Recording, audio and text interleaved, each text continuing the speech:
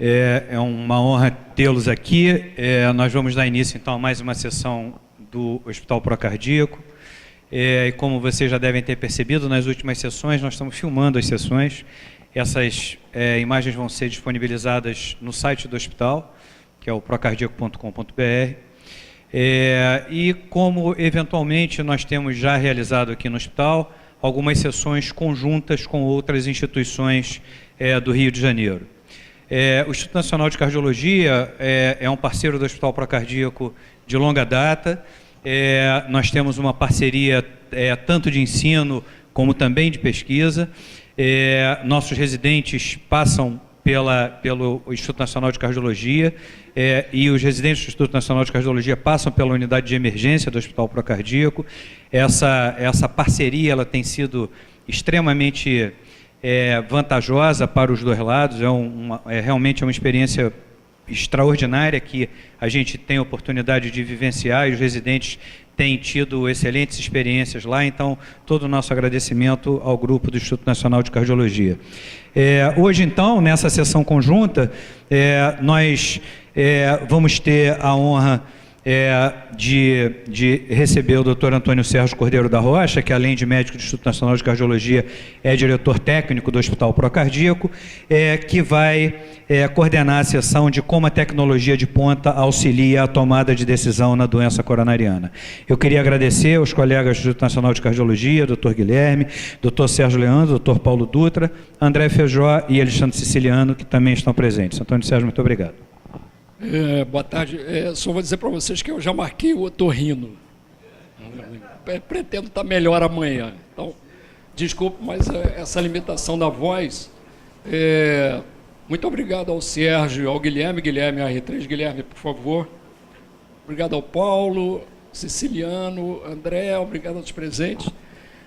O título é chamativo porque a gente vai ter a oportunidade de ver realmente como a tecnologia ajuda o cardiologista na tomada de decisão. Eu espero. Eu já conheço o caso, é horrível isso, né? Mas eu já conheço o caso, aprendi muito com esse caso. Então, eu acho que esse é o maior recado que a gente pode dar com relação a que a tecnologia acrescenta efetivamente nessa tomada de decisão. Guilherme, por favor. Oi, boa tarde. Meu nome é Guilherme, sou residente de hemodinâmica do Instituto Nacional de Cardiologia, chefiado pelo Sérgio. A gente trouxe aqui dois casos, um pouquinho mais longo, o outro mais curto. Vamos ver se vai dar tempo de a gente falar os dois. Mostrando como a gente usa o ACT no infarto.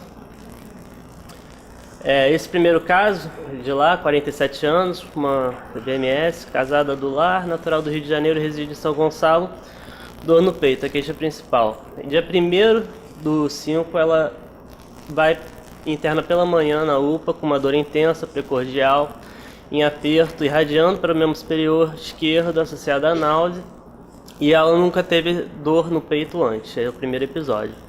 Ela é diagnosticada lá como IAM com supra, infelizmente o eletro não veio lá da UPA, mas é um IAM com supra anterior, que foi submetido a trombólise com delta-T de 3 horas, e houve critérios clínicos, eletrocardiográficos, laboratoriais de perfusão miocárdica. Ela chega na UCO no mesmo dia à noite, estável, sem sintomas. Só um minutinho, Guilherme. Você tem algum eletro dela, De lá, exame físico? Vamos aproveitar só esse 47 anos. 47 anos. Mulher, 47 anos, dor no peito, faz trombólise, tem critério de reperfusão. Paulo, o que você faz? Você precisa de mais algum dado? Na UPA tem que fazer trombólise. Se fosse no instituto, tinha que fazer angioplastia primária. Procardíaco idem. É isso aí que foi feito. Agora eu só queria saber se ela tem... É uma mulher de 47 anos, mas eu queria saber se tem história familiar de doença coronária, se é diabetes, se é hipertensa. A gente vai mostrar. Isso eu queria saber. É importante, história que faz parte da primeira abordagem do paciente. Ela não tem transfusão, não tem estágio de EK, é hipertensa, tem história familiar positiva. O pai é falecido de infarto aos 45 anos. Sedentária, obesidade e dislipidemia. Ela não usa medicação regular, apesar de saber do diagnóstico. Ela é tabagista muito importante, ela fuma desde os 10 anos de idade, 3 maços por dia, e ela não parou até o momento do infarto.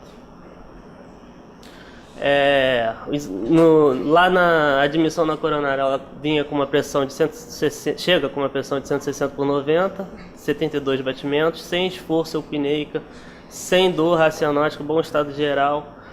O ritmo cardíaco é regular, tem uma B4, tem uma ausculta limpa, abdômen atípico, sem edemas, pulsos ótimos, membros inferiores e isocóricos e isobáricos. Esse é o eletro 12 horas após trombólise de chegada no Instituto Nacional de Cardiologia. Odirson, por favor. Bom, D1, D2 e D3, AVR, VR, V1, V2. Bom, nós observamos que o D1, a onda P está conduzindo e tem o AP está desviado nitidamente para a esquerda, só vê que está positivo e negativo. E o eixo elétrico do ar, que é a frequência 20, 40, 60, 81, dá mais ou menos 70 batimentos por minuto. A VR, observamos que a VR está ligeiramente negativo, esses dois estão iguais, quer dizer que mais ou menos 70 graus deve estar o AQRS. E nós observamos em V1, uma onda, a mulher com a onda T negativa, a T negativa em V2, em V3, o ST retificado, que é comum também na mulher, na menopausa, aparecer isso, e V4, V5 aqui, isso é artefato, e a onda P está com aspectos aqui de crescimento de aurícula esquerda provável aqui, a mesentéria aqui. E possível, até sugere a possibilidade de um bloqueio incompleto de ramo esquerdo, não tem queda. O AVL também. O AVL.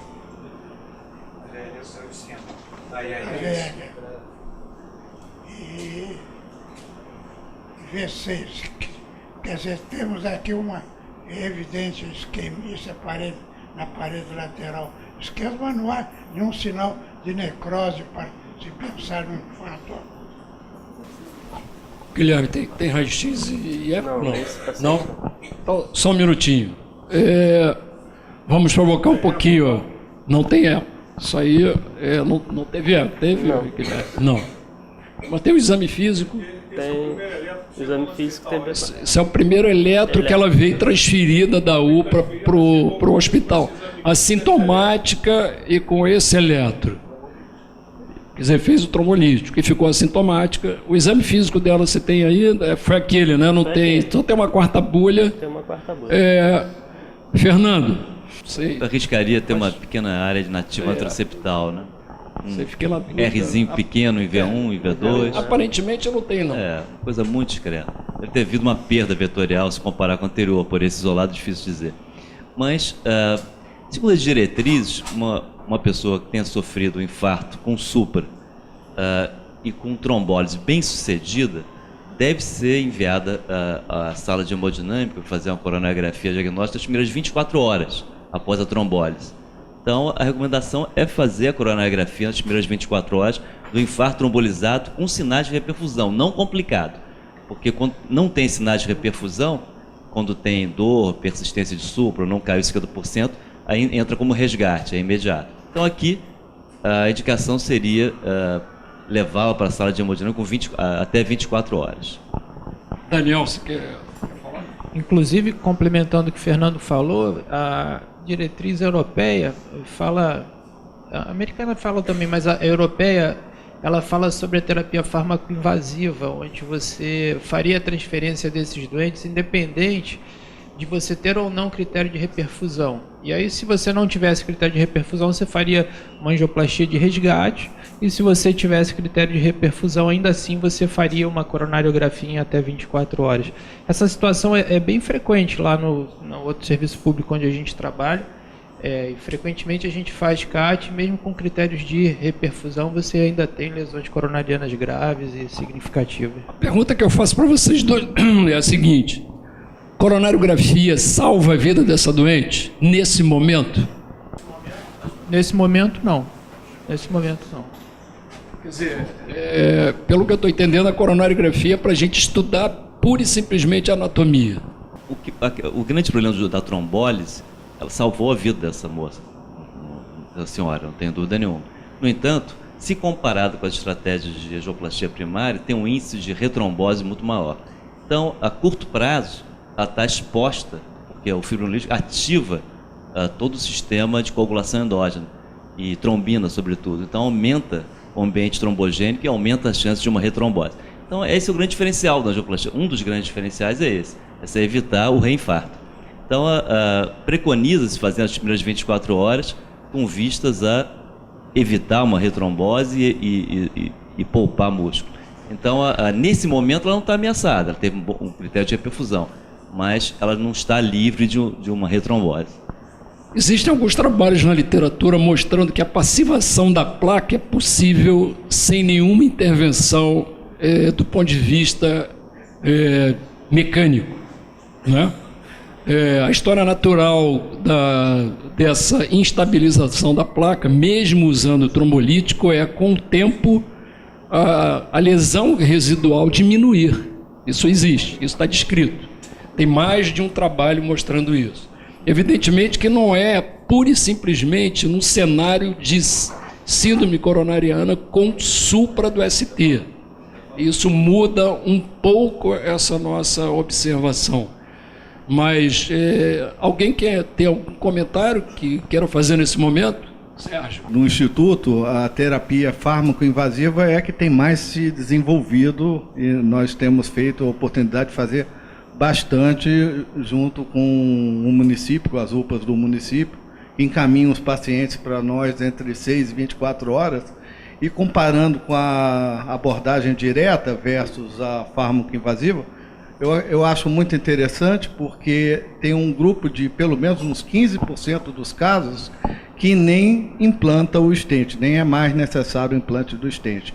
Já tem uma lesão não obstrutiva, um fluxo normal e que não temos a necessidade de implante de stent. O que se chegasse de uma forma direta, provavelmente teria o vaso ocluído e implantado o stent. O que eu acho interessante é isso que o Fernando e o Daniel chamaram a atenção, e o Sérgio, é que não há uma evidência muito clara de que fazendo a coronariografia num cenário como esse, isso salva a vida do doente, mas diminui evento isquêmico, sem dúvida. Guilherme, por favor. Aqui é o laboratório de admissão e a segunda troponina depois de 6 horas de chegada. Tinha um triglicerídeos bem alto também, né? E nada além do triglicerídeo da troponina. Ponto de corte da troponina? Lá de Laranjeiras é 005. 005. Algum comentário, Paulo? Fernando, Daniel? Teve canalização com sucesso com trombolítico, que foi para o hospital, e a conduta foi mais ou menos em regra dentro da instituição, de colocar esse doente no estudo angiográfico para definição anatômica. Cabe chamar a atenção o seguinte, essa doente, com a idade que ela tem, com esses múltiplos fatores de risco, a gente, infelizmente, vocês não têm o ecocardiograma, que obviamente ele tem que anteceder a angiografia, né? Para poder você ter ideia das paredes que estão sob risco, se tem hipocinesia à distância, ou se essa parede ela está cinética ou hipocinética depois da trombólise. Eu acho que isso será absolutamente fundamental para a gente ter ideia do que está acontecendo nessa doente. Mas, enfim, essa doente tem uma chance grande de ser doença multiarterial. Então, acho que nessa ótica e nessa estratégia que eu não sou contra, é claro que vocês lá do Instituto, a gente tem uma experiência enorme disso, que não tem no procardíaco, porque os doentes que não são submetidos à trombólise química. Então, o Instituto tem essa vivência de saber qual é a incidência desses doentes que realmente se beneficiam de um stent depois de uma trombólise química na periferia, enfim. Então, acho que isso são dados muito interessantes, enfim, mas eu acho que pelo fator de risco dessa doente, a estratificação dela angiográfica eu acho que estaria muito indicado, independente do problema dela. Tá. Doutor Kovac. Já foram comentados aspectos bem nítidos cardiológicos. Essa paciente é uma mulher relativamente jovem, 46, 47, e que tem 3 maços de cigarro por dia. Isso para mim, em termos clínicos, significa que essa mulher virou homem em termos de vascularização. As artérias dela, com certeza, são artérias bastante endurecidas. Como disse o Paulo muito bem, ela deve ser multiarterial, com certeza, ou provavelmente. E eu estou vendo ali a parte metabólica dela, um triglicerídeo de 500, quase 600 praticamente, que é um absurdo em termos de... E sobretudo para a mulher, que é uma coisa que você não costuma ver. É preciso que ela tenha realmente, além da doença por fumo, por tabagismo, não sei os hábitos alimentares dela, se ela era obesa ou não, se comia muito carboidrato ou não sei se isso tem influência. É obesidade, sim, tem obesidade. Ela é obesa, né? Eu cheguei um pouco atrasado, não ouvi a primeira parte. E o colesterol também, para a mulher, 260. Não sei o LDL se está também predominante. Era predominante. Sim, a LDL. Eu queria comentar como clínico. Outro dado importante que já foi comentado, enfim, que também é frequente os pacientes que fumam têm trombólise aguda e com lesões localizadas e às vezes não tão importantes. Não tão importantes. Eu só queria comentar isso. E o fumante, ele tem uma precocidade do evento agudo, em média, tem um trabalho publicado na década de 80, em média de 4 anos.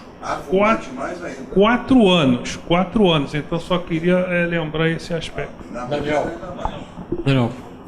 Há um tempo atrás eu estava intrigado com essa questão da trombólise com critérios de reperfusão e estava revendo esses trabalhos que justificaram a terapia fármaco-invasiva. Eu me lembro que na época me chamou muito a atenção que assim, os critérios de inclusão foram sempre pacientes com infartos extensos e com repercussão clínica significativa. Então, se você olhar lá, são infartos KILIP2, infarto anterior. Se você tiver um infarto com mínima repercussão clínica, infarto de parede inferior, talvez a gente possa fazer o que a gente fazia antes, que era o tratamento clínico até o momento da alta, com estratificação funcional no final e condução sem a coronariografia desses doentes, que se fez durante muito tempo isso, né? Eu não peguei muito isso, mas acho que vocês pegaram, não era o que se fazia, né?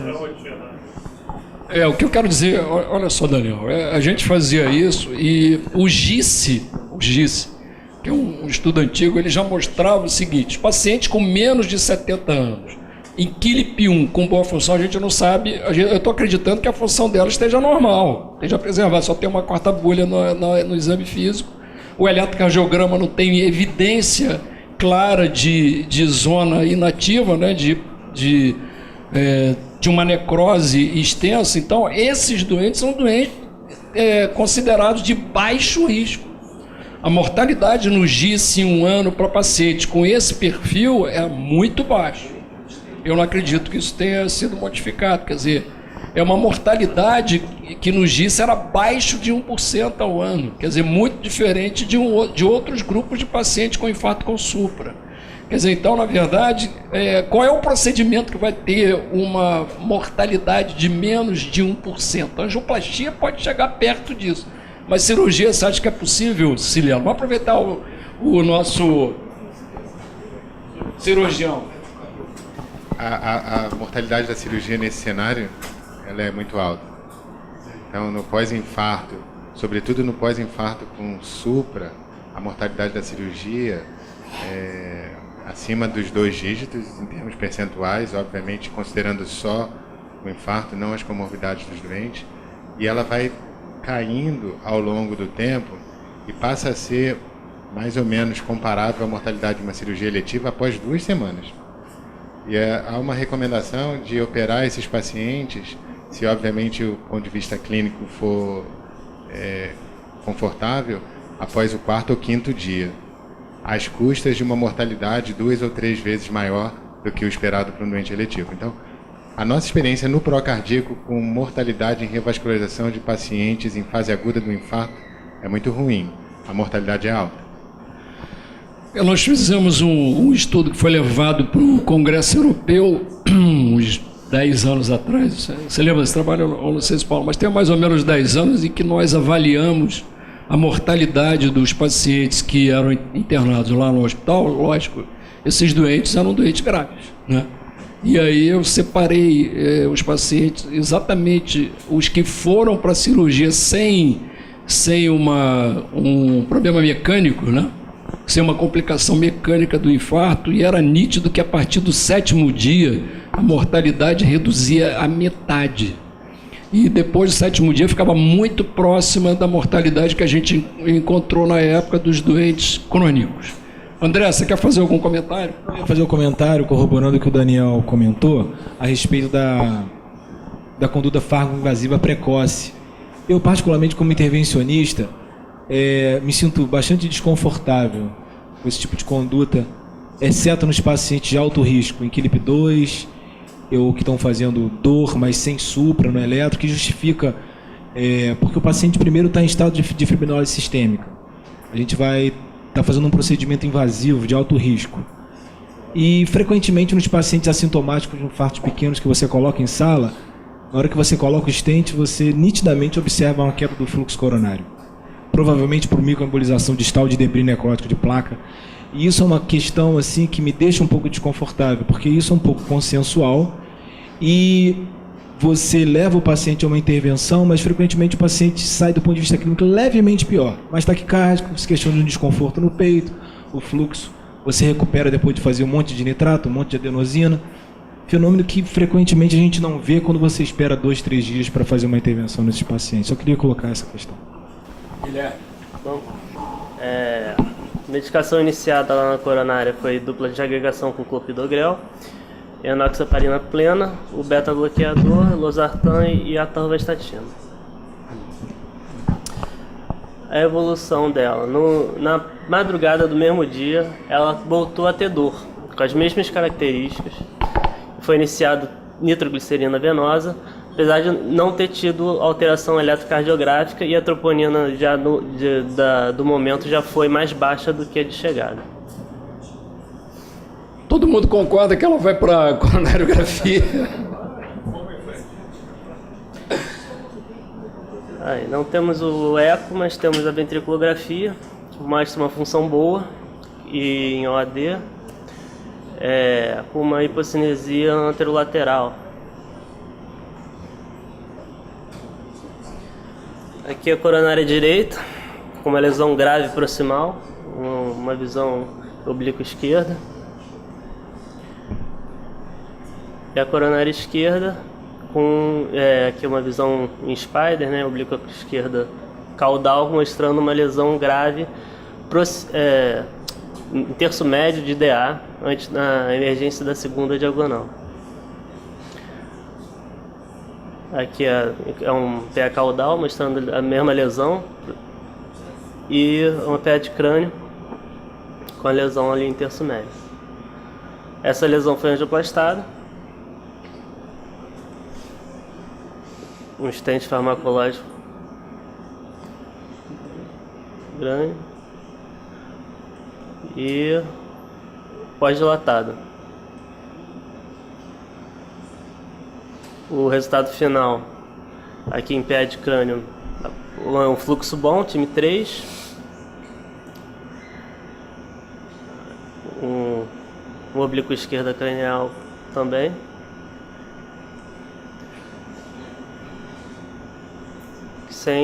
Angiograficamente sem complicações. Só um minutinho. Os nossos hemodinamicistas, todo mundo ficou satisfeito com o resultado? Eu fiquei na dúvida se não tinha alguma coisinha ali no stent, mas é clínico ver, né, ver fantasma, sabe como é que é? Né? Não poderia ser melhor do ponto de vista de obtenção da recanalização do vaso e da normalização do fluxo coronário, né, que nesse momento é o objetivo.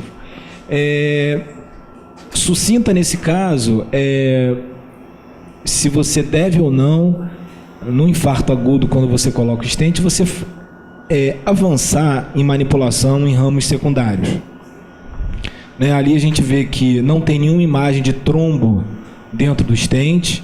Existe uma transição boa das hastes, tanto no segmento distal como proximal. Em relação à expansão do stent, também angiograficamente não teria nada que comentar.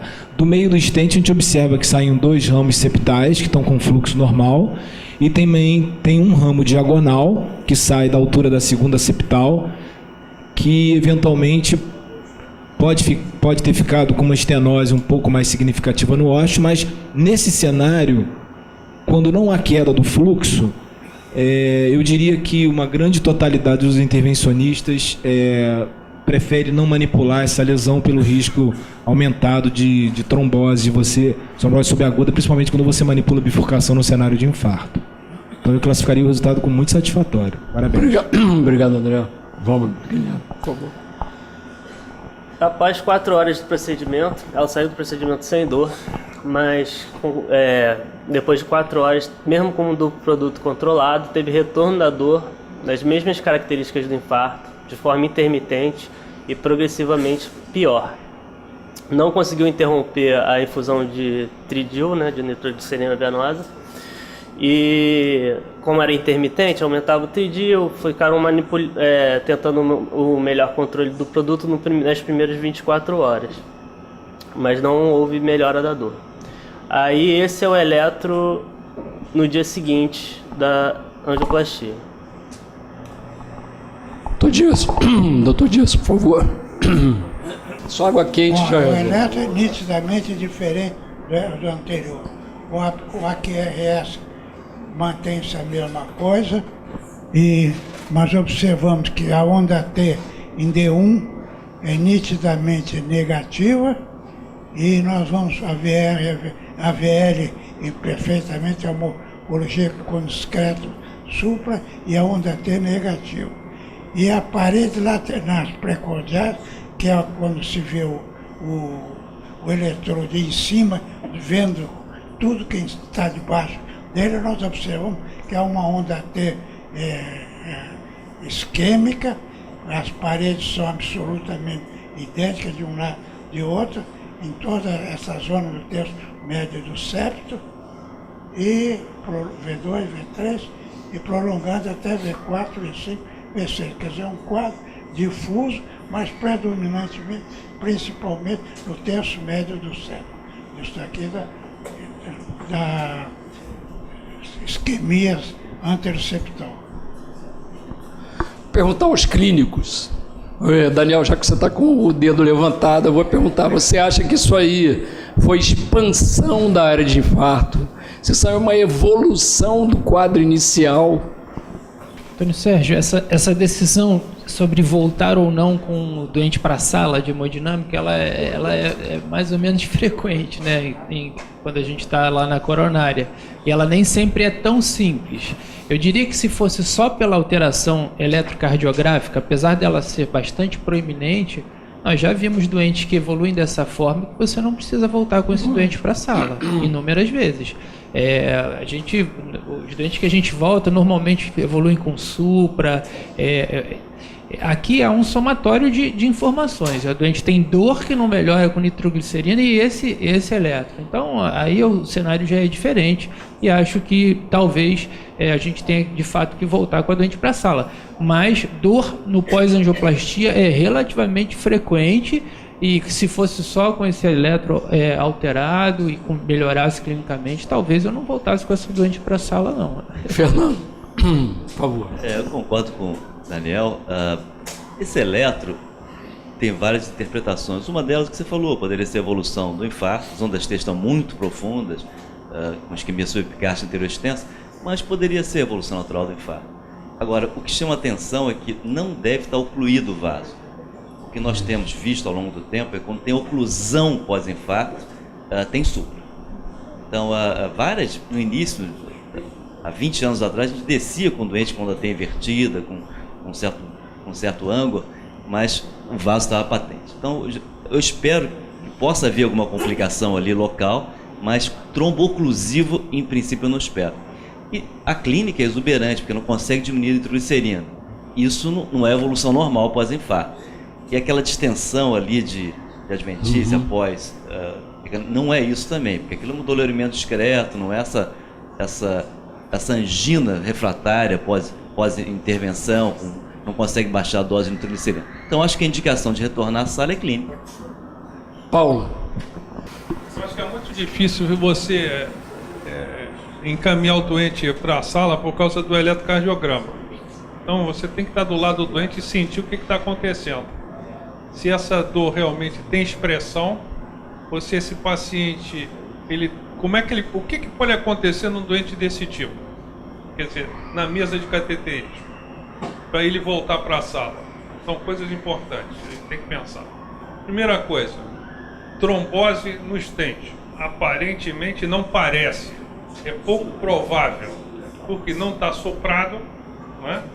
A característica das ondas R da parede anterior estão mantidas, então isso não mudou.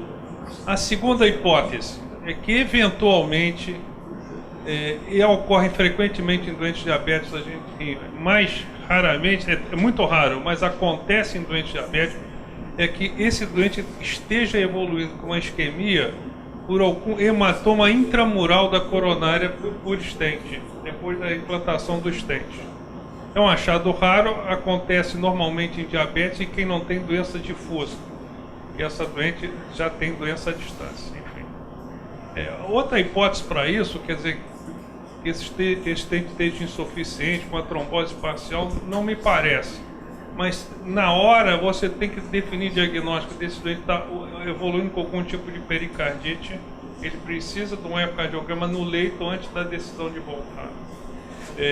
Uma isquemia grave da parede anterior, esse ecocardiograma na parede anterior necessariamente ficará hipocinético no mínimo. Então você precisa da evolução ecocardiográfica juntada à evolução eletrocardiográfica, para não descer doente toda hora por causa de dor no peito. E um dado importante é que se essa dor ela piora com a retirada da nitroglicerina, se esse doente tem alguma placa na borda do stent que eventualmente possa estar desencadeando espasmo, se esse doente tem alguma ponte miocárdica que não pode ser notado na fase de tratamento agudo do doente, que possa estar implicada no implante desse stent e eventualmente ele possa estar desenvolvendo algum espasmo dessas regiões. Bom, essas são as hipóteses. Então, eu acho que isso é fundamental, a evolução do lado, o médico que está tomando conta do doente, ele decide o que está acontecendo. E ele precisa de algumas imagens juntas à beira do leito. Isso facilitaria muito a conduta. Se eu não tiver nada disso, esse doente desceria para a sala. Você acha que aquela coronária direita, que tinha aquela lesão grave, não poderia ser responsável? Não, é impossível ela ser responsável por isso. Podia dizer uma coisa?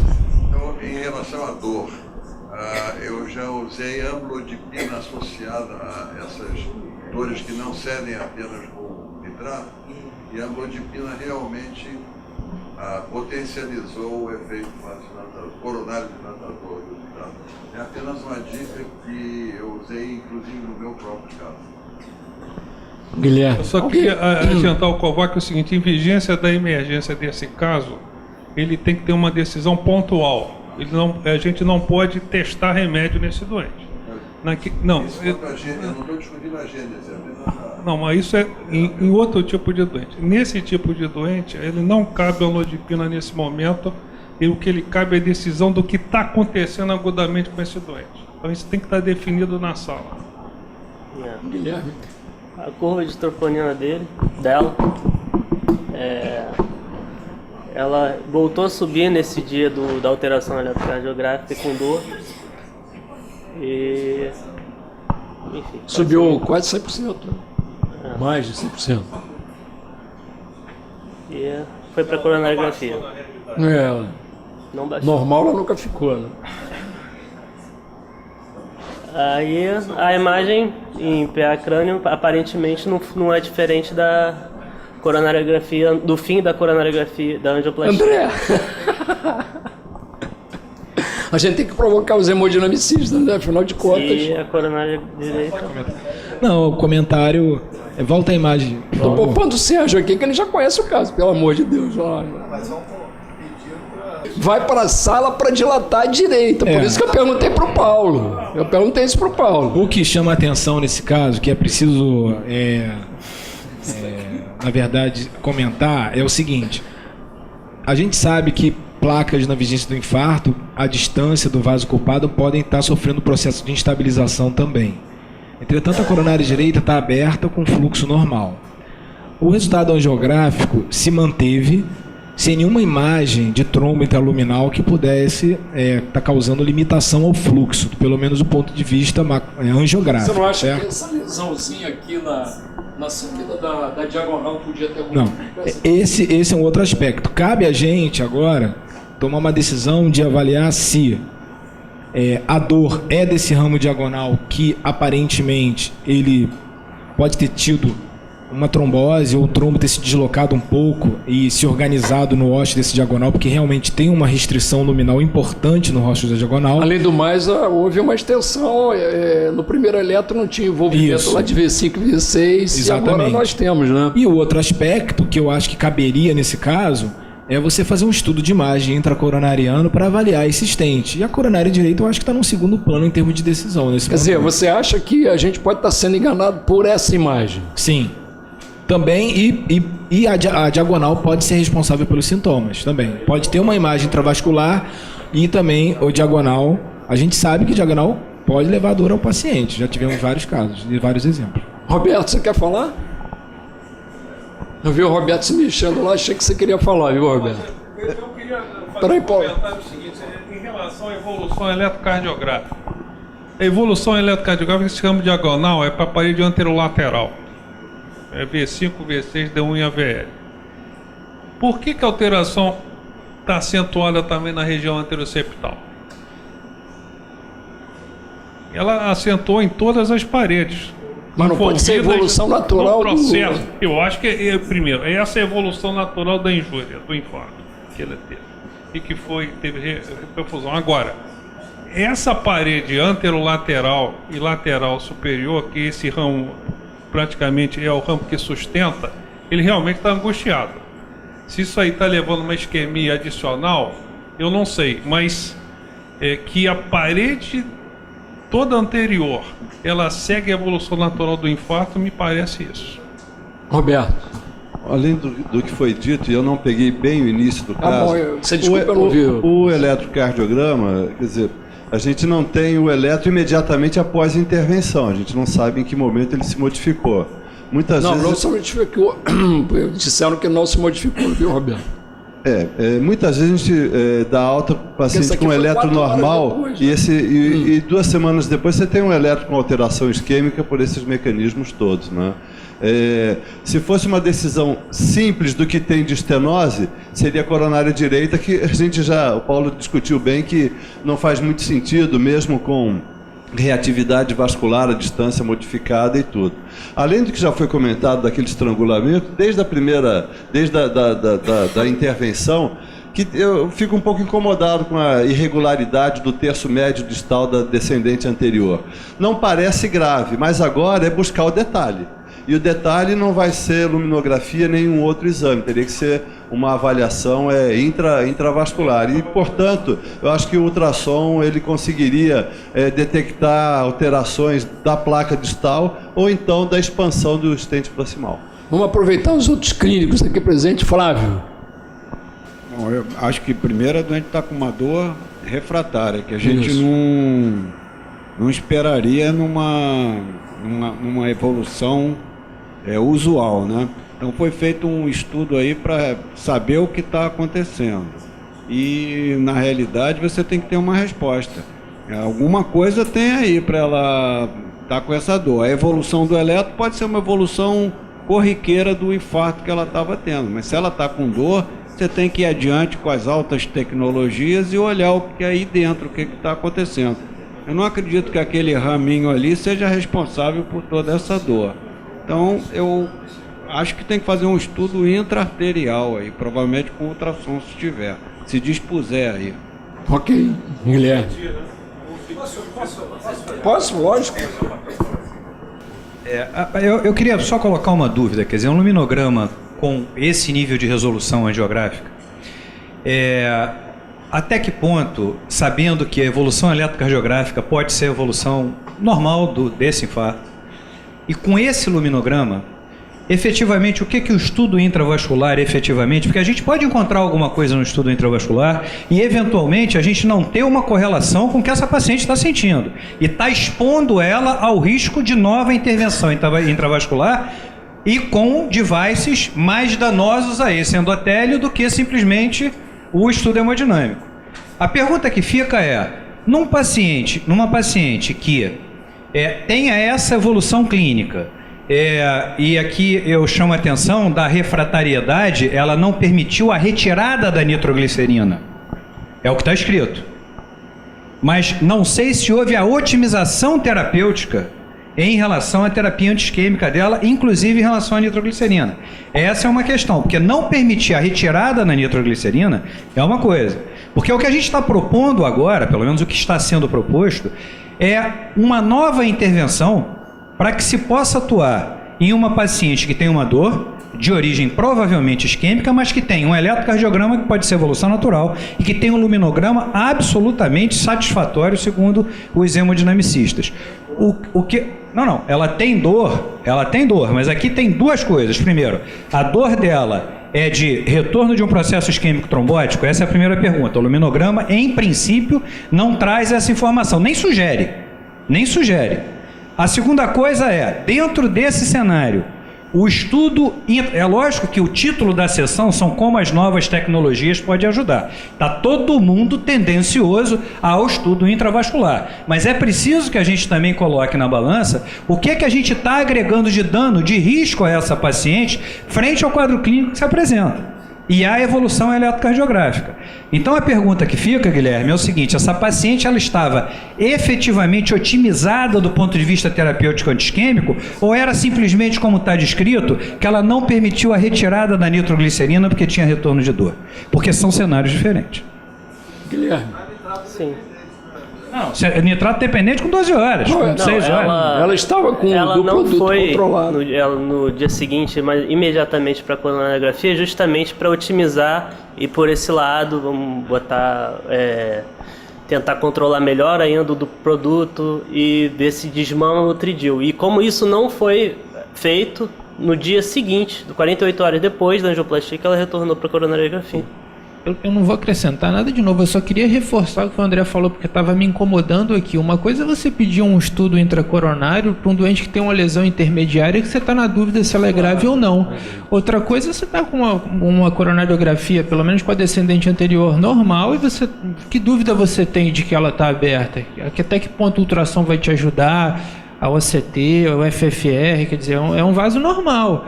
Eu tenderia a acreditar inicialmente ser nas outras lesões, na coronária direita e na diagonal, como as causadoras de dor. Enfim, o ACT Marcelo, vai ajudar. O Feijão falou que o ACT favor. vai ajudar a ver se o stent está expandido aqui. Marcelo, por favor. Sérgio, eu acho que a primeira pergunta já foi levantada aqui é se a paciente teria uma trombose subaguda de stent, porque já tem mais de 24 horas, já entraria ali no critério do 2º ou 14º dia. Isso ficou bem claro porque não teve uma elevação substancial de troponina, não tem supra de ST. Então o que me chama mais atenção seria o acometimento de novas áreas do ventrículo esquerdo, que não eram acometidas anteriormente. Eu acho que até valeria a pena explorar o dorso, V7 e V8, mas a parede lateral e lateral alta está envolvida, então me preocupa em termos anatômicos aquela diagonal. E quando a gente avalia o fluxo TIMI-3, eu acho que dentro do fluxo TIMI-3 a gente teria talvez outras subdivisões que não seriam da interrupção de fluxo, mas seria de um fluxo reduzido de uma má perfusão tissular a nível de microcirculação, que eu acho que uma lesão grave como aquela da diagonal pode justificar. Então, nessa paciente, eu não acredito em pericardite, porque o tipo de dor não é semelhante, não justificaria um aumento secundário de troponina. Eu acho que é um acometimento isquêmico e, nesse caso, com todos os cuidados que o André levantou, que são importantes em relação a overdiagnosis e overtreatment, eu acho que, como ela está correndo risco na parede anterior extenso, uma mulher jovem, necessita de esclarecimento melhor desse fluxo. Então, como o que você faria? Faria OCT ou ultrassom para poder entender melhor se você tem boa posição desse stent e como é que está essa esquina entre o stent e a diagonal, essa bifurcação. Aqui é só uma pequena revisão sobre 2 estudos para saber se a gente mexeria nessa... Para melhorar a interpretação, se a gente mexeria na diagonal. A estenose do ramo após já antes da abordagem é maior que 50% e mais extensa que 2 milímetros. Se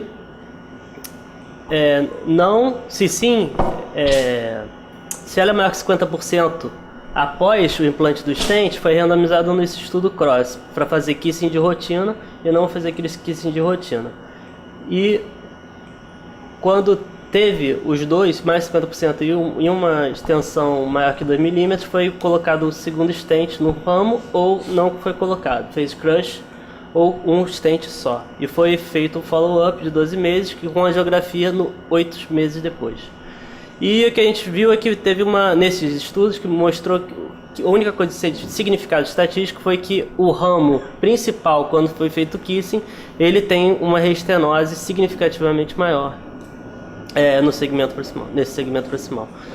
E no subramo não houve nenhum significado estatístico de que ele teve menos reestenose. Isso com 8 meses de angiografia. E o MACE de 12 meses depois não teve significação estatística, mas tendeu quem fez kissing a ter mais MACE em 12 meses. E aqui é o ACT que foi feita. Essa é o ACT, aqui está o catéter, né, o lumen, e aqui é o lumen distal. O lumen distal a gente mediu a área aqui, 7,55 de área. E na seguinte a gente mediu o anterior, né, mais proximal, o implante, o local onde foi implantado o stent, tem uma área menor do que o lumen distal, do que sugere uma hipoexpansão. E aqui a gente viu um trombo, quando ele tem essa sombra atrás, porque é um trombo vermelho, né, que a gente chama, é compatível com trombose aguda. E aqui tem prolapso de placa, aqui um trombo também, prolapso de placa aqui, e outra imagem do trombo, e uma malaposição importante aqui do stent.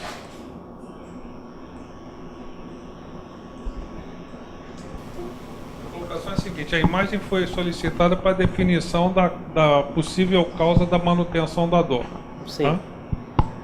Aonde foi puxado, aí você tem uma posição que não é grande, enfim, numa parte do stent.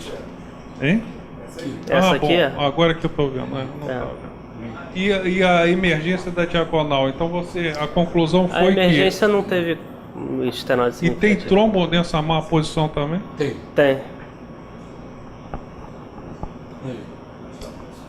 É próximo. Quer dizer, na verdade foi visto que tem um trombo e a má posição do stent, a subexpansão do stent. Esse é o calibre nesse proximal. momento que foi feita a OCT, ela estava com dor? Tava. E aqui foi feita a dilatação após o ACT. E fez o kissing. E vocês fizeram o kissing? Fizemos o kissing. Foi. Então tratou a causa da dor, né? Roberto, fala lá, Roberto, por favor. A pergunta era o que estava dando dor, né? Seguramente. O trombo não. O trombo não é acreditei. Né? A má posição, ela tem um impacto tremendo na formação de trombos e reestenose. Né? Mas também ela não era fluxo limitante à artéria descendente anterior. Então eu imagino que a má posição, e acho que a proposta aqui, né, vem de encontro a isso, a má posição estava interferindo no ramo, estava interferindo na diagonal. Daí a estratégia então de tratar também agora a diagonal, porque a dor não era nem pelo trombo nem pela má posição. André Feijó, por favor. O que determina a trombose de stent? Já está bem demonstrado, não sei se você trouxe aí os resumos. O que determina do ponto de vista intra-stent é a subexpansão. A má posição também, dependendo da quantidade de má posição, extensão da má posição, mas subexpansão. E no que diz respeito aos bordos, o geographic miss, é você não cobrir a placa toda, e as lesões de bordo, que são as dissecções que poderia não ser totalmente vista pela angiografia.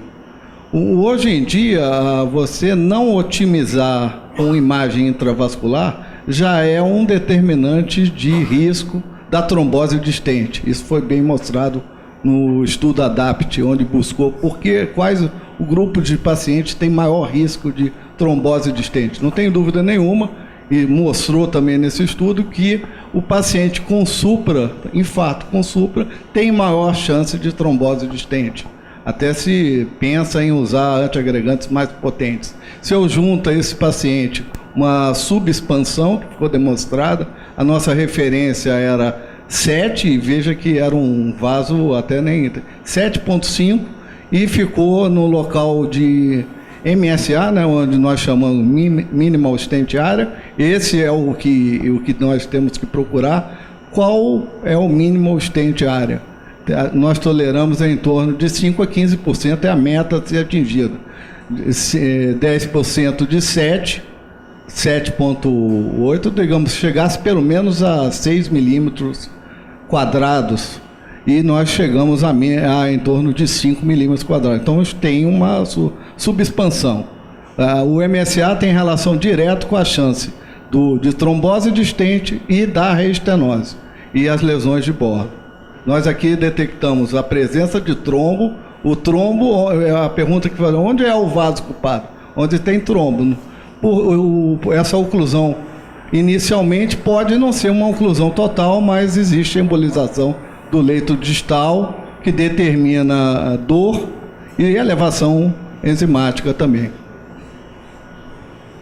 André, você quer comentar, André? Eu acho que o ACT estava indicado de forma muito precisa, não haveria justificativa com a disponibilidade do método no serviço de utilizar nesse caso para esclarecimento, né? Eventualmente o stent poderia estar muito subexpandido, muito além do que ele estava.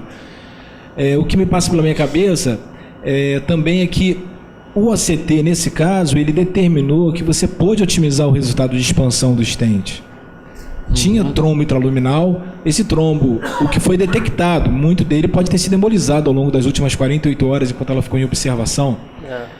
Mas, digamos assim, num local onde a gente não tem o ACT, um intervencionista numa situação como essa, provavelmente ele faria o que foi feito. Na ausência do ACT, ele ia, julgado pelos dados clínicos e eletrocardiográficos, que o Dr. Paulo comentou muito bem, seria, na verdade, fazer um kissing com a diagonal. E nitidamente o resultado no ósseo da diagonal melhorou expressivamente depois da intervenção. E o stent foi, depois de realizado o ACT, como o Guilherme vai mostrar, tem o ACT depois do kissing, que o resultado angiográfico ao ACT melhorou expressivamente. Você tem que explicar, Guilherme, porque nem todo mundo está acostumado com essa imagem, né? É que as hastes aqui mais expandidas, né? Esse é o bordo distal, né? A referência distal de novo, que era a primeira. O aparelho faz a medida da área, lembrando que a área filme só foi do outro caso que teve. Varia ao quadrado do raio. Então, se nós olhamos apenas o luminograma, qualquer variação milimétrica que, por vezes, o Antônio Sérgio parou num ponto de lesão. Será que esse local aqui está subexpandido? Qualquer alteração pequena determina uma redução ao quadrado da área. E existe uma relação nítida do MSA atingido e a chance de trombose de stent, sendo ela aguda, subaguda, tardia e até muito tardia. A solicitação desse exame foi vista até de uma forma simplista, e o pedido era fazer a dilatação da coronária direita. Mas, sem dúvida, como o Paulo Dutra falou, eu tinha que rever a descendente anterior, que é onde mexeu. Eu queria comentar, Zé quer falar? Deixa eu só fazer uma pergunta baseada nisso. Quando nós temos nas primeiras 24 horas, enfim, um doente que faz uma trombose, enfim, precoce, pós-manipulação, quando você vai para a angiografia, você não tem nada disso, como é que se encontra o trombo? Ocluindo o vaso, subocluindo o vaso. E esse trombo, quer dizer, a gente corre... O meu questionamento é esse. Se esse trombo realmente que estava aí, que está presente, a embolização sistemática dele é a causa da angina ou a causa da angina foi a obstrução da diagonal? Qual foi a visão de vocês? Que a minha impressão é que é a obstrução da diagonal. Bom, a minha impressão é que precisava otimizar melhor a descendente anterior. O que foi feito, a área aumentou significativamente, mas é claro que foi tratada a diagonal e também tratamos a coronária direita. Aí é vascularização completa. Eu queria fazer O Isaac quer falar ali. Não, eu só queria colocar para você o seguinte: a indicação da OCT está perfeita, porque o doente estava evoluindo mal. Frequentemente, se você fizer o OCT em todo mundo com infarto agudo do miocárdio, colocar de stent, vai ter mal a posição em um grande número de pacientes. Isso tem relação à restenose, a presença de trombo num paciente que fez trombose e que fez angioplastia também vai ter se você repetir o OCT imediatamente. Agora, cá para nós, tratar tudo desse doente numa fase aguda, voltando para a sala, tratar novamente a descendente anterior, mais contraste, tratar a coronária direita sem evidência de isquemia na coronária direita, você fez FFR na direita? Não fiz. Por quê? A lesão é superior a 90%.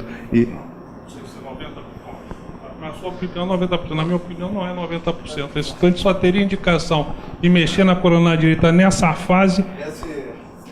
Exatamente. Se tivesse instabilidade disso, se você tivesse isquemia comprovada nessa região. Os trabalhos de literatura, outros que estão semelhantes, os resultados e a piora da complicação inicial quando você faz o tratamento em áreas que não são críticas.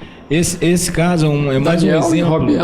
Esse caso é mais um exemplo de que o luminograma ele é muito, quer dizer, ele tem limitações. Isso. O luminograma ele tem limitações, especialmente quando você coloca um stent.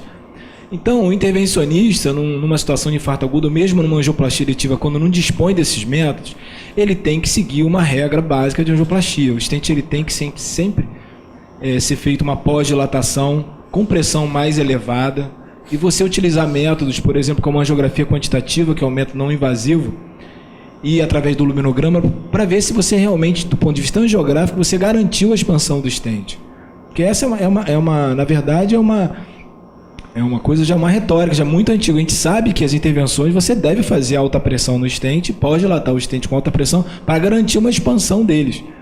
E isso foi descoberto exatamente nos primeiros trabalhos de ultrassom há 20 e poucos anos atrás. Roberto, Roberto primeiro. Os intervencionistas eles têm que ter uma fila, trabalho. Viu, Roberto? Tem o Roberto, Fernando, Roberto Gamaschi e André. Eu entendi que o ACT mostrou trombo. Isso. E mostrou má posição. Isso. Subexpansão, né? Subexpansão. Mas foi feita uma hiperexpansão, o tratamento da diagonal e da coronária direita. Isso. Então tinha duas coisas, mas tratamos outras. A coronária direita foi no segundo tempo. Se não tivesse essa má posição, qual era a proposta? Interromper e apenas manter terapia antitrombótica por um tempo maior? Ou já era a ideia, né? Porque o ACT não mostrou que a diagonal devesse ser tratado, tivesse alguma coisa assim. Então, se não tivesse a subexpansão do stent, ainda assim, a proposta era tratar a diagonal?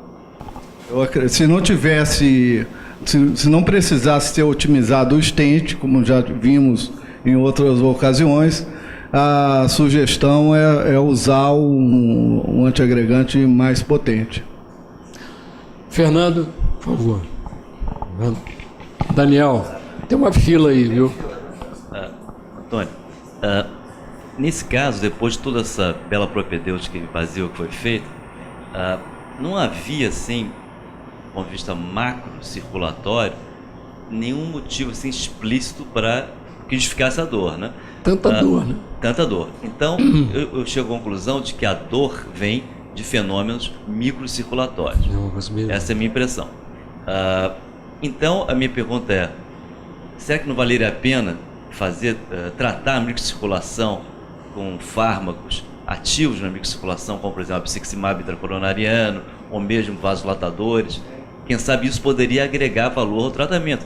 Porque, tudo bem, ela tinha uma subexpansão dos dentes, tinha um microtrombo ali, longe de ser oclusivo. A diagonal estava com fluxo time 3, não tinha nada impedindo o fluxo ali. Por que está tanta dor assim? Então, eu exploraria a microcirculação com as ferramentas que a gente tem disponíveis hoje. Talvez fazer um piximab intracoronariano naquele momento, talvez fazer um vasodilatador intracoronariano, enfim, algo que pudesse tratar a microcirculação, fora tudo isso que está sendo feito, antiplaquetários e tudo. Mas talvez o abciximab pudesse ajudar alguma coisa ali. Roberto Camacho. Na indisponibilidade do OCT, se fosse feito o ultrassom, como foi proposto aqui por várias pessoas, as informações do ultrassom até que ponto seriam equivalentes, isso que eu queria saber, em relação ao OCT? Certo. Em relação à posição do trombo, a do stent, a presença do trombo, se seriam... Sérgio, você quer responder, André? Sérgio, fique à vontade. A definição do OCT é 10 vezes superior do ultrassom. Não conseguiria ver trombo dessa magnitude no ultrassom. Eu veria a subexpansão e teria uma impressão de um pouquinho de má posição. Aqui eu posso medir o quanto de comprimento e com precisão a distância da haste para a parede. Tem uma correlação com a chance de trombose. Comparando com o ultrassom, eu só viria a subexpansão e talvez não considerasse tanto e não mexesse nesse vaso. O OCT chama mais atenção desses...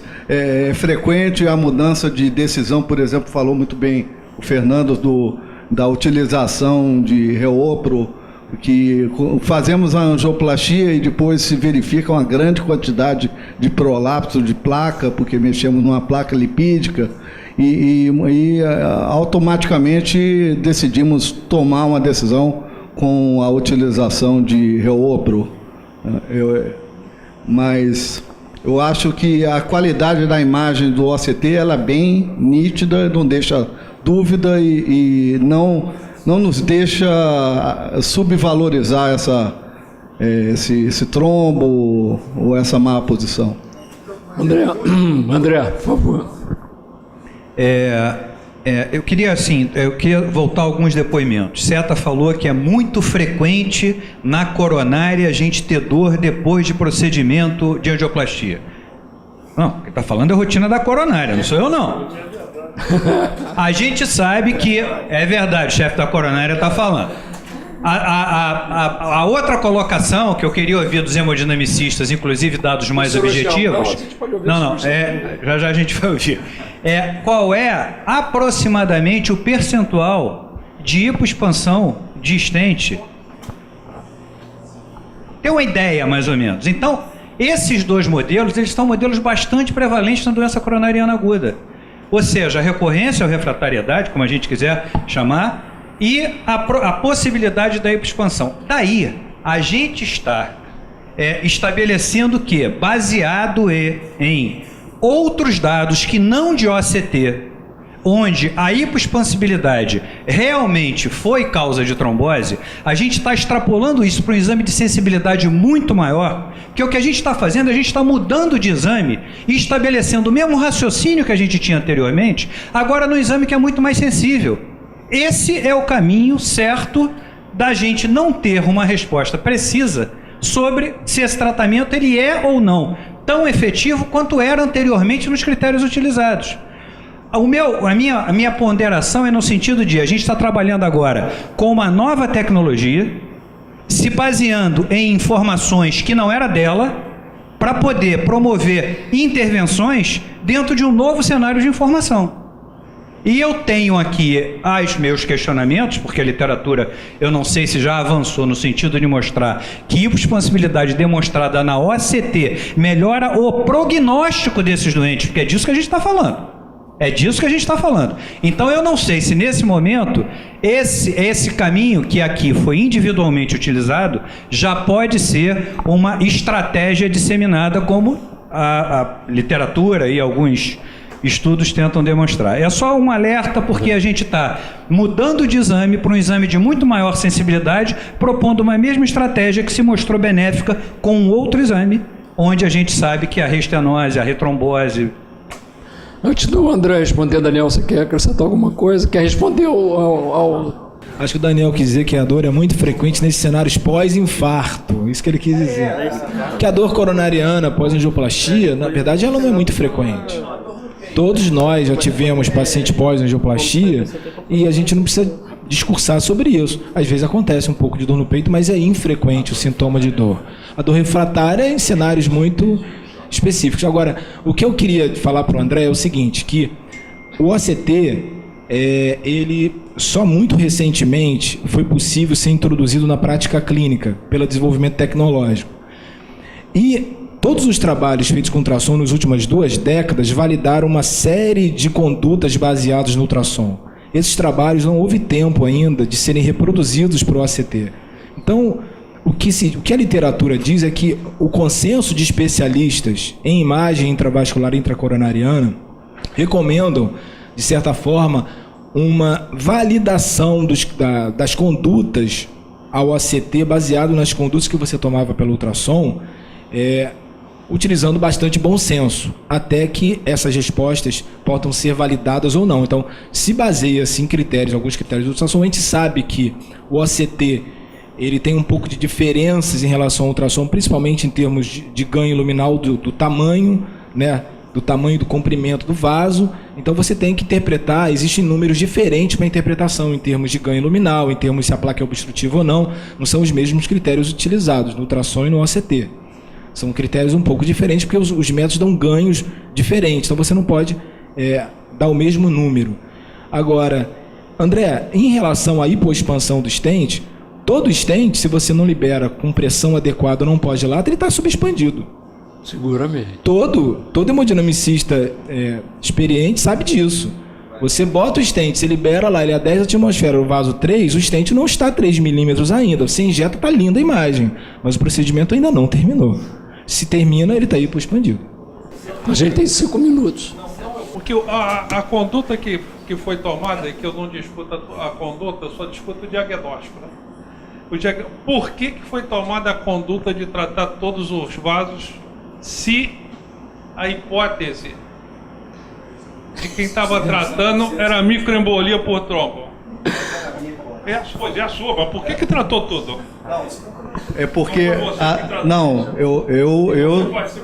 eu fiz o procedimento. Então tá bom, então você Primeiro o seguinte, infelizmente existe uma conduta, claro que não é aqui nem sua, mas existe você fazer trombolítico, tratar o vaso culpado, isso eu já vi inúmeras vezes. E 2 a 3 dias depois, pedir para tratar o outro vaso que existe na anatomia coronária. Isso eu acho que todos já ouviram. Tem 3 estudos randomizados na literatura. Isso é uma conduta comum, tá? Eu até, se possível, dependendo do caso, acho que isso é angioplastia fácil até, mas eu também, em alguns casos, eu faço revascularização completa. Tá? Eu não poderia tratar a direita sem ter a certeza do que estava acontecendo na descendente anterior, que, na minha opinião, era o vaso envolvido desde o início no processo. Então, otimizei o máximo a descendente anterior diagonal e fiz mais 5 minutos, fiz a coronária direita. Primeira coisa, em relação à microembolização como a causa da dor, nos achados angiográficos que a gente tem, não tem nenhum fluxo lento na artéria descendente anterior. Não tem. Segundo, tem trombo, mas no infarto agudo tem trombo. No infarto agudo tem trombo. Então já tinha trombo e continuou com trombo depois. Por que esse trombo esse trombo voltou a se manifestar, ou de forma suboclusiva, ou já pegou numa fase, mas se a mulher estava com dor na hora do cateterismo, aquela imagem que apareceu ali é a imagem real da dor. Então, a condição hemodinâmica dela que estava levando a dor era aquela que foi reproduzida na hora. Aquela reprodução na hora a gente tinha a presença de trombo, estente subexpandido, que é frequentíssimo, um fluxo que não estava lento na artéria coronária direita, uma angústia no ramo diagonal e uma lesão importante, grave, da coronária direita. Qual era a razão da dor? Qual era a razão da dor? A da dor dela, eu vou te dizer o seguinte, não é da coronária direita. Zero. Então eu concordo com você que você poderia ter tratado, nada contraindica você a tratar a coronária direita. Não é a minha conduta. Mas eu quero saber da dor. Não, a doente desceu para o cateterismo por causa de dor refratária, dor. Então, o que tem que sair do cateterismo, e hoje o André sabe disso, o pessoal aqui que acompanha sabe isso, eu não admito o doente sair do cateterismo cardíaco com o que a gente tem sem diagnóstico perfeito. Olha, isso foi o quê? Isso foi microembolização da parede anterior. Ponto. Isso foi da coronária direita. Ponto. Isso foi da diagonal. Ponto. Agora, tratar tudo. Isso foi, a dor foi da descendente anterior. Ponto. Microembolização. O stent pode ser melhor otimizado. Então você aproveitou a pronto. E fiz revascularização completa também e pronto. E aí você tratou o trombo com o stent. Expandi, não, eu expandi melhor o trombo, o fluxo era normal. Eu não lembro, mas em geral a indicação seria reopro, seria a direita em seguida. A direita foi no mesmo procedimento. Foi depois, né? Não, acho que foi, né? Não, a direita, esse foi depois. Não foi no mesmo procedimento, não, Paulo. Não. Foi depois. Não, foi outro. Direita não teve a Então, quando ele foi para a direita, ele estava... Não foi na hora que botou o Elocitinho e fez a direita? Não foi não, Paulo. A dor no peito? A dor no peito passou em que circunstância? Na otimização da descendente anterior e diagonal. Com kissing. Fez otimização e fez kissing. Doença da microcirculação sem documentação ou então a diagonal? Não, microembolização da microcirculação. Eu sei, mas o fluxo não estava lento. Não, mas quando tiver lento, aí você está me lembrando, quando começou, eu tive a satisfação de ver fazer trombolítico ao mesmo tempo que o paciente injetava seletivamente na coronária para ver o que estava acontecendo, isso no INCOR. E era muito interessante, o paciente chegava na sala, a artéria descendente anterior ocluída. 5 minutos após, era streptokinase, injeção de 5 minutos após a infusão de streptokinase. Artéria descendente anterior aberta, com fluxo lento, mas fluxo normal. Meia hora depois de infusão de trombolítico, fluxo fechado. Lá embaixo? 100%, não, no trombo. Em alto? Isso mostra o seguinte, resumidamente. O infarto, você tem um fenômeno ao nível da placa, local, uma ruptura de placa, formação de trombo, todos conhecem, e uma microembolização da circulação da miocárdica. Isso também dá dor. Mesmo numa fase inicial, você não tem imediatamente a microembolização. Vai ocorrendo, dá dor, claro. Ela vai se intensificando, a velocidade de fluxo diminui. Quando a velocidade de fluxo diminui, mais ainda, favorece mais formação de trombo. Então é um ciclo vicioso. Paulo, o fluxo pode aumentar e diminuir no infarto agudo. Nós já passamos o horário. Nós já estamos... Só encerrar ali. Infarto agudo é tratado com fluxo lento. Guilherme, por favor, vamos encerrar. Segundo tempo, foi abordada a direita. A coronária direita foi abordada no segundo tempo. E a paciente que internou no dia 1º recebeu alta no dia 11, estável assintomática. Prosseguimento. Bom, meus amigos, vocês viram o seguinte, o título era